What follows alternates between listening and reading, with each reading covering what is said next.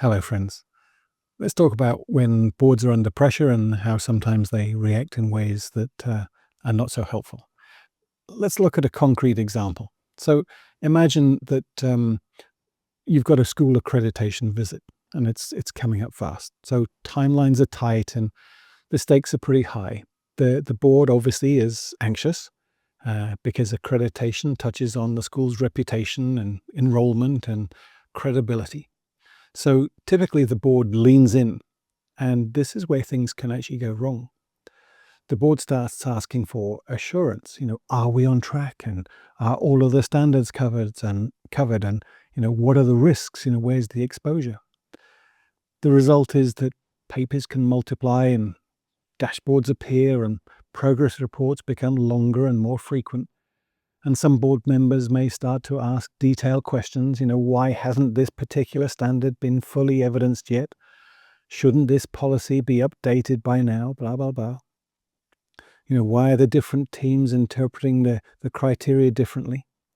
None of this is malicious. It's conscientious. But quietly, there's a danger that something shifts.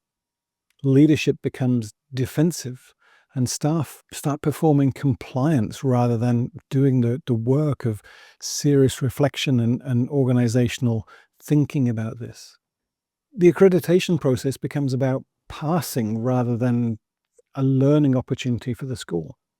Sure, the board feels more involved, but the organisation as a whole feels less coherent. So what's actually happening here? This is not a commitment problem. It's not a competence problem. It's simply a misframed governance problem. Okay, let me back up. First, accreditation is not primarily a task, and it's certainly not one that's typically run by the board. Okay, it is, however, a system stress test because it can surface misalignment between values and practice, gaps between policy and lived experience, and inconsistencies across teams and phases. When boards treat accreditation as operational delivery problems, then they unintentionally collapse the space the leaders need to think systematically. So let's pause the tape and let's rewind. There are still some governance insights that can be gleaned from this type of situation. I'm using accreditation as an example only, not because the board should be directly involved, but because it illuminates some thinking patterns. Before the board asks, "Are we ready?" there's a more generative question to ask, which would be, what is this process revealing about our system? That question changes everything.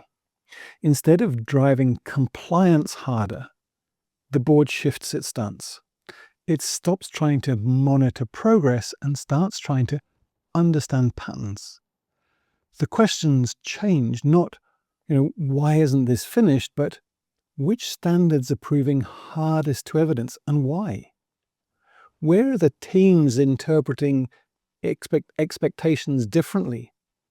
What tensions is this process surfacing between aspiration and reality? These are not operational questions. These are sense-making questions.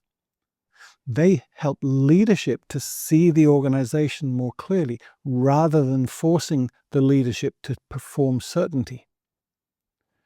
And at this point, I know many boards would ask a very fair question. How do we actually structure these conversations? Because under pressure, good intentions just aren't enough. People default to their habits. And this is where tools matter.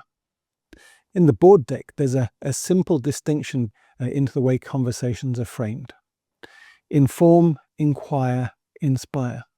Not as theory, as practice. And under accreditation pressure, boards often overuse inform. They want updates, they want reports, they want assurances. But what's often missing is a form of disciplined inquiry.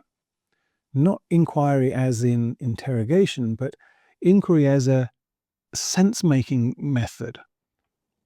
Now, these inquire cards are designed to slow down the board just enough to ask, what patterns are we seeing across teams? Where is interpretation diverging and why? What feels misaligned between our stated values and lived practices? These questions don't add work, they change the quality of our attention. They help boards stay at the right altitude, high enough to see the system, close enough to understand its strain points without collapsing into operations. This isn't about boards doing more, it's about boards doing the right kind of thinking at the right moment.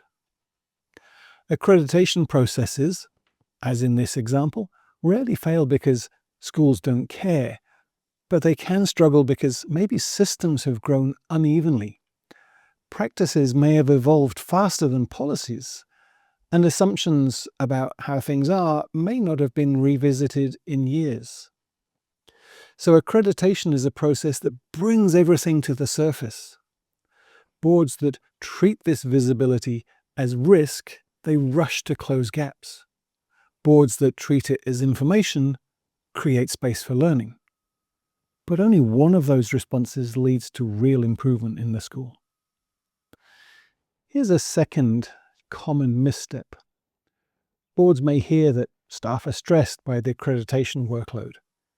The instinctive response might be just to reassure and just push through, it's nearly over.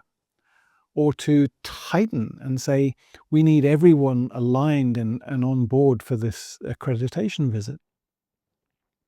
But if stress is rising, the issue may not be effort. It may be that expectations are unclear. Maybe roles are overlapping, or staff are being asked to evidence practices they didn't design or haven't been embedded into the system. So that's a system-level operational signal, not a motivational issue. The generative board question becomes, where is the process placing strain on the system, and what does that tell us? That question supports leadership without solving the problem for them. And here's where boards often overstep, without meaning to, of course.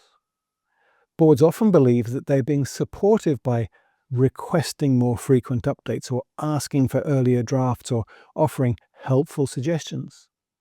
But under pressure, such as in the accreditation example, these moves can fragment focus or increase anxiety and actually shift ownership away from the leaders.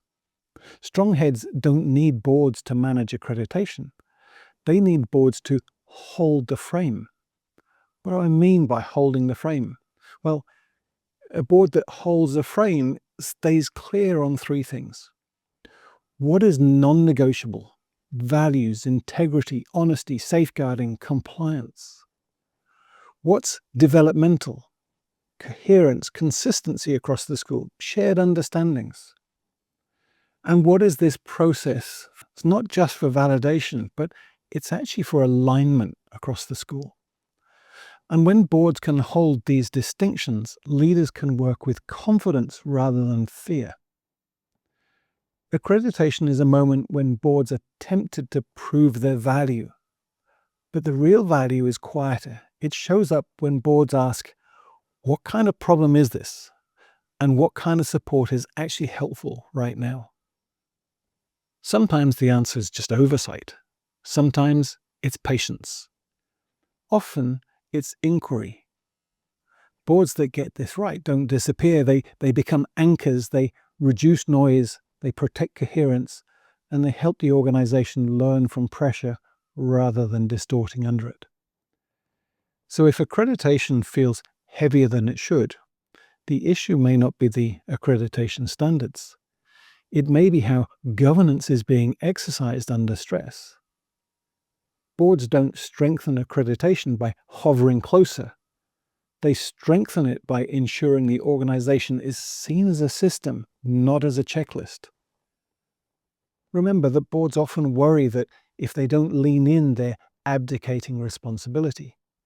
But in these complex moments, restraint is not absence, it's actually precision.